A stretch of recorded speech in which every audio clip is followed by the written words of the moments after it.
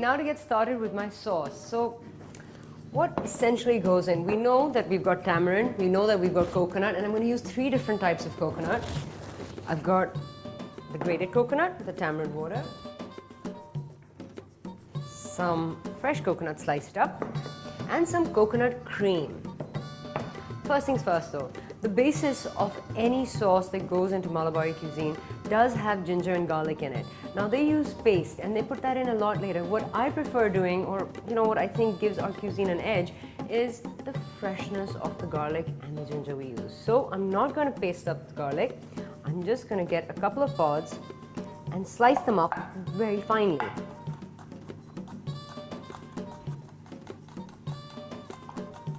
Just slice through. And there you go, you've got a fine chop.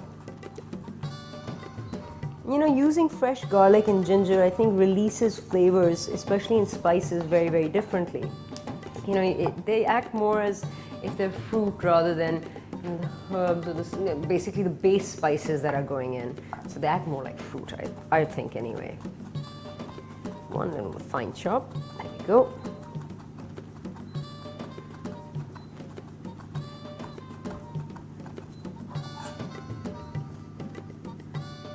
Okay, put that to the side. Put that to the side. Move on to your ginger. Now here I've got a nice little wedge of ginger. I'm keeping the skin on also because I think that gives a real freshness. Also because there's a lot of moisture in the skin of this ginger. And slice through again. Keep the slices thick at first. Turn them over and slice through in long, thin slices.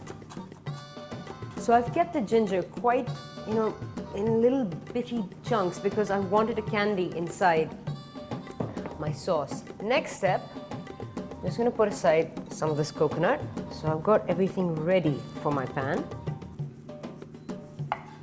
I'm not going to do anything to that. I'm just going to keep it in these lovely slivers for my curried vegetables. Now, mushrooms are used, but in a completely different way, and they're used with a lot of spices and lots of curry leaves, as are carrots. So, again, the mushrooms should not be sliced up too finely, so I'm just going to quarter them, like so. So you get nice little chunks. And of course, again, vegetables in Malabari cuisine are all about the bite. Next, I'm just going to take 3 whole red chilies. So I'm just going to slice these, but not go all the way through. Just make an incision. I'm like a doctor in the kitchen, I tell you. So you'll get some of that flavor sort of, coming in and out. And next, the carrots. I've got some glorious little baby carrots that I found. And I think you can use any type of carrot. Of course, the desi carrot, which is lovely and orange and full of texture, is great for this type of cooking. But because I'm cooking the mushrooms in my curried vegetables, I wanted the baby carrots because they soften a lot faster, so I don't have to cook them over a long period of time.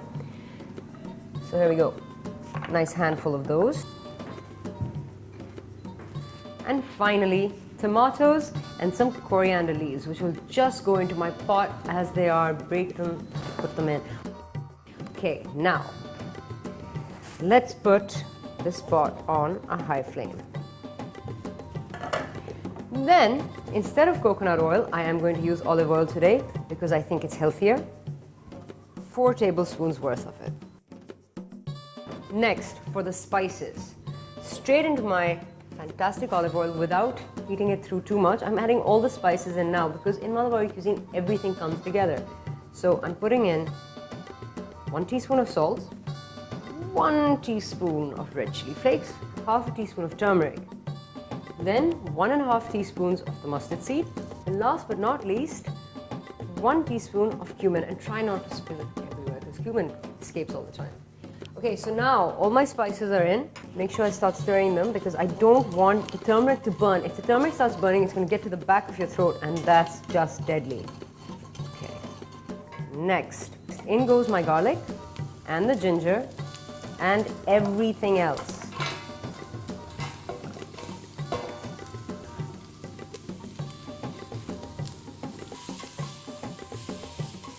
Stir it up, coat everything.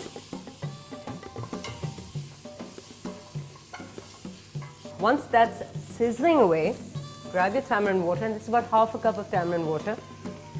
I'm just pouring that all in. Let that sizzle. And of course, everything comes to a halt when that happens. Just delicious. Right, once the tamarind water is in and it's really delicious, it brings all that sizzling to a halt. I'm just gonna add in some water. And about 300 mils of this. Why? Because I need the vegetables to cook and I need them to become soft. 300 mils of water. Okay, now the water's in there and I brought it to a boil. What I'm going to do now is add in the tomatoes. Why I didn't add the tomatoes in earlier were because I don't want the tomatoes to mesh and fuse in and become the sauce.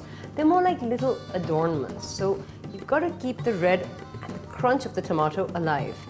So 2 tomatoes, which I've just chopped up, they go in straight. A few coriander leaves. Again, you don't have to do anything fancy with them, just rip them up, chuck them in. Okay, so once the coriander's in, and now I can start smelling that tamarind. You know, the sweetness and the sourness of the tamarind is, you know, it gets to the back of your throat. So that's when you know you've got to add in the dried coconut. So 4 teaspoons of that.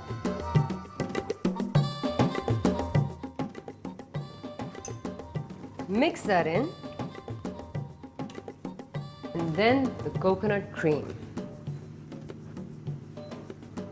And about 5 teaspoons of that at the moment, because I don't want to put in too much. I want to be able to keep the chili kick, the sauce alive, and of course at the end, see if the fish needs a little softening, then some extra coconut cream at that time. So stir it up.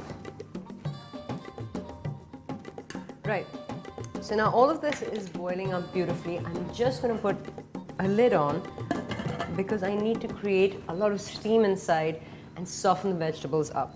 So I'm just going to turn the temperature down slightly. I'm just going to take it to a medium flame, and this is going to cook for about 10 minutes.